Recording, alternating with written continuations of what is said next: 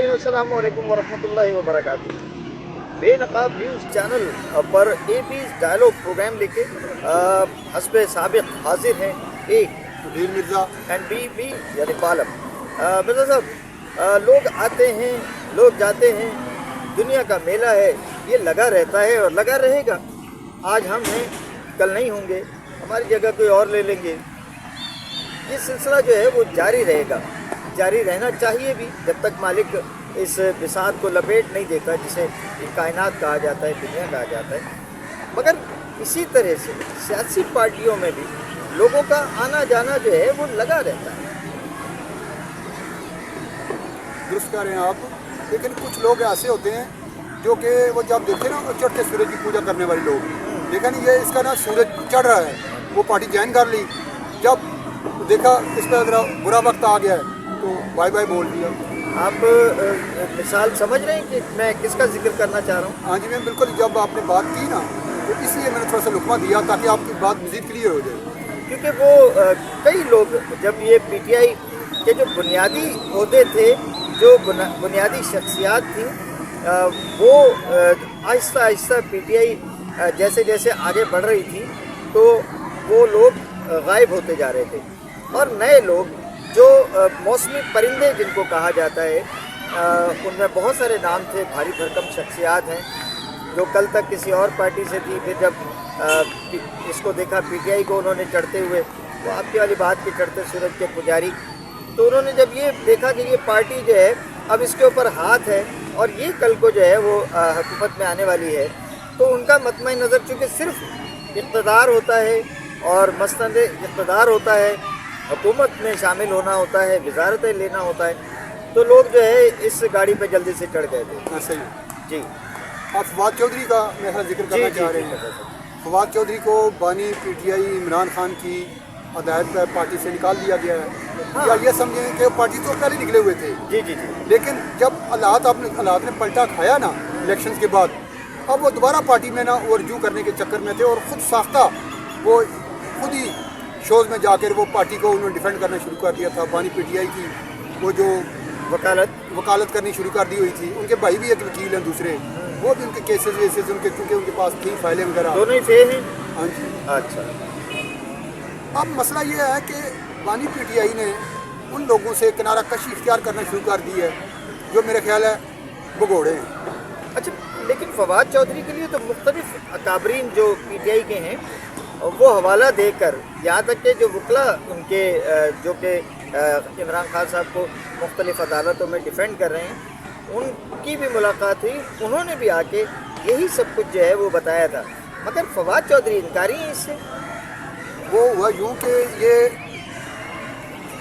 वो जो बातें करते थे ना, असल में एक पार्टी पॉलिसी होती है। जी बिल्कुल। आपने टॉक शोज़ में जाकर क्या बात करनी है, बयान अगर कोई स्टेटमेंट जारी करनी है वो क्या करनी है, वो तकरीबन मिलता, जो आपने देखा होगा कि जब कुछ स्टेटमेंट आती है ना किसी भी पार्टी की जानिब से, मुख्तलिफ रहनुमा दे रहे होते हैं, लेकिन उनका लुबे लबाब एक ही होता है। वही जो मकसद पार्टी की हिमायत का है वो सामने रखना होता है। लेकिन फवाद चौधरी ना कुछ अरसे से जो बातें कर रहे थे ना, वो ये तो कर रहा था कि वो जो पार्टी क्या है उसको डिफेंड कर रहे हैं। तो 9 मई के बाद जो 9 मई के वाक़यात में जो कुछ हुआ, तो ये तो जाहिर है कि ये गेट नंबर 4 जो है ठप्पा इन पर भी वहाँ का था, तो जब ये प्रेशर आया तो ये फिर जो है वो अलग हो गए थे, प्रेशर बर्दाश्त नहीं कर सके थे। हाँ। और वो भगोड़ों की लिस्ट में इनका नाम भी था, इन्होंने बल्कि कंडेम किया था 9 मई के जो वाक़यात हुए थे ना, सब मौसों ने किया था। हाँ जी, उनमें ये भी शामिल थे। हाँ। और जिस दिन ये इस्तेकाम पार्टी बनने लगी थी ना लाहौर में, जो इजलास हुआ था, ग्रैंड इजलास जो उनका हुआ था, उसमें ये शरीक थे।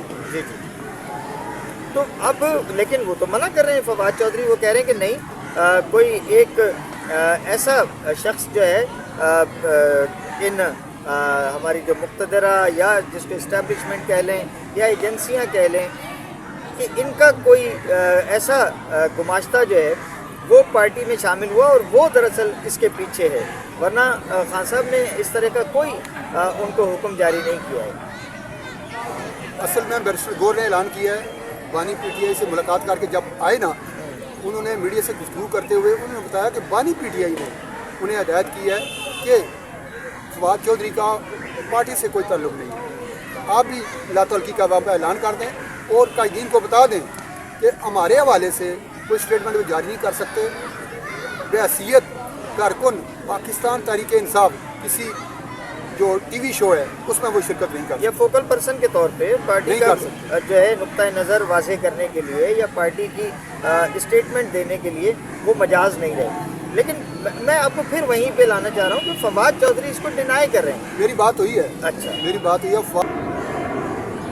وہ کہہ رہے ہیں جناب یہ کون ہوتے ہیں یہ لونڈے لپاڑے جمعہ 8 دن ہوئے ہیں یہ پارٹی میں آئے ہیں یہ پتہ نہیں کون سے یہ کوئی آئی بی کا ایجنٹ ہے کوئی کون ہے یہ کون ہوتے ہیں مجھے پارٹی سے نکالنے والے.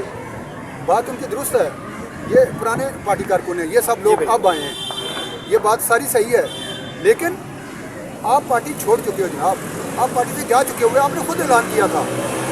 تو آپ خواہ جب آپ نے سارے راستے بند دیکھے آپ کے اپنی صورتحال یہ ہے کہ جب آپ پاکستان تحریک انصاف میں تھے اس وقت نون لیگ اور پاکستان پیپل پارٹی کے ایسے لتے لیا کرتے تھے. نواز شریف کو شہباز شریف کو آصف زرداری کو بلاول بھٹو کو ان ناموں سے ایسے القابات سے آپ نوازا کرتے تھے کہ اب آپ کو کوئی منہ لگانے کو تیار نہیں ہے. جب آپ کوئی پارٹی اب آپ کو لینے کو تیار نہیں ہے تو آپ اپنا تھوکا چاٹنے پہ راضی ہو گئے ہو. اچھا لیکن میں پی ٹی آئی کے حوالے سے میں ایک کلی اس کا تجزیہ جب کرتا ہوں پی ٹی آئی کا تو پہلے بھی اس پہ پشتونوں کا غلبہ رہا اور اب بھی میں یہ محسوس کر رہا ہوں ایون فواد چودھری کے معاملے میں بھی کہ یہ پورا پشتون گروپ جو ہے آپ یہ بھی دیکھ لیجیے کہ جب بھی ان کی طرف سے کوئی یلغار ہوتی ہے پنجاب پہ یلغار کرنے کے لیے آتے ہیں دیواروں پہ لکھتے ہیں پٹھان آ گیا. تو ایسا تو نہیں ہے کہ پارٹی پہ اب جب سے عمران خان اندر ہو گئے ہیں اب وہ موجود نہیں ہیں ان کا نام لے کے کچھ بھی کہہ کے یہ پشتون گروپ جو ہے یہ پی ٹی آئی کو ٹوٹل اپنے قبضے میں کرنا چاہتا ہے. پچھلے دن یہ بات ہوئی تھی قیدی نمبر 804 کی صدارت میں نا ایک اجلاس ہوا تھا اڈیالہ جیل کے اندر. اچھا انہوں نے تمام جو اختیارات تھے نا وہ پٹھانوں سے لے کر پنجابیوں کو دے دیے. اچھا اس میں انہوں نے کہا تھا کہ فواد چودھری اور سلمان اکرم راجہ یہ معاملات کو دیکھیں گے. ٹھیک ہے. فواد چودھری کو جب اختیارات ملے نا انہوں نے پٹھانوں کو گھاس ہی نہیں ڈالی. انہوں نے کوئی اجلاس ہی نہیں بلایا کسی سے کوئی بات ہی نہیں کی. ایون کہ سلمان اکرم راجہ کو کہتے ہیں کہ ہو آر یو تم کون ہو. وہ سولو فلائٹ لے کر نا وہ نکلے تھے. جب ساری صورتحال جا کر انہوں نے بتائی نا دوبارہ یہ معاملات یہ ہو گئے پارٹی نا وہ پارٹی کے اندر جو ہے وہ تفریق پیدا ہونا شروع ہو گئی ہے. اب اچھا بانی پی ٹی آئی بھی نا وہ ایک لمحے میں وہ فیصلہ کرتے ہیں ایک لمحے میں بدل بھی دیتے ہیں. کوئی ان کا ٹھوس فیصلے نہیں ہوتے. اچھا ابھی مجھے تو یہی نہیں سمجھ میں آتا مرزا صاحب کیا ہو گیا عمران خان کو. اس عمران خان کو جو پاکستان کرکٹ ٹیم کا کپتان ہوتا تھا دبنگ فیصلے کرتا تھا اپنے فیصلوں پہ اٹل کھڑا ہو جاتا تھا اور دنیا کی کوئی طاقت نہیں ہلا پاتی تھی. پالیٹکس میں آ کے کیا ہوا عمران خان کو کہ وہ کبھی اپنے کسی فیصلے پہ جو ہے وہ مضبوط قدموں سے کھڑے نہیں ہوئے. اس لیے میں کہا کرتا ہوں عمران خان کرکٹ کا ہیرو تھا. جی سیاست کا زیرو ہے. یہ جو آج وہ جیل میں ہے نا آپ نے کیا کہ وہ سلاح بھگت رہا ہے. کسی نے اس کو جیل میں نہیں ڈالا. کسی نے اس پہ کوئی جھوٹا کیس نہیں بنایا. خود ہی وہ اچھا جب یہ ابھی گرفتار بھی نہیں ہوئے تھے نا تو یہاں زمان پارک میں ہم لوگ جایا کرتے تھے. یار وہ ایسے اپنا کیموفلیج اپنے آپ کو ایسے بند کیا ہوا تھا گرفتاری کے ڈر کے خوف سے.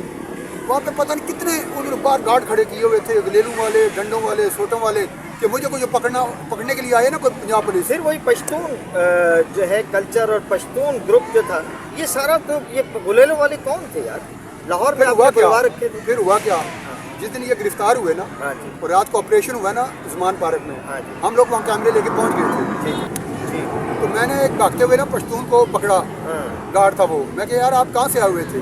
اس نے کوئی کس جگہ کا نام لیا وہ دور افتادہ کو گاؤں تھا کے پی کا.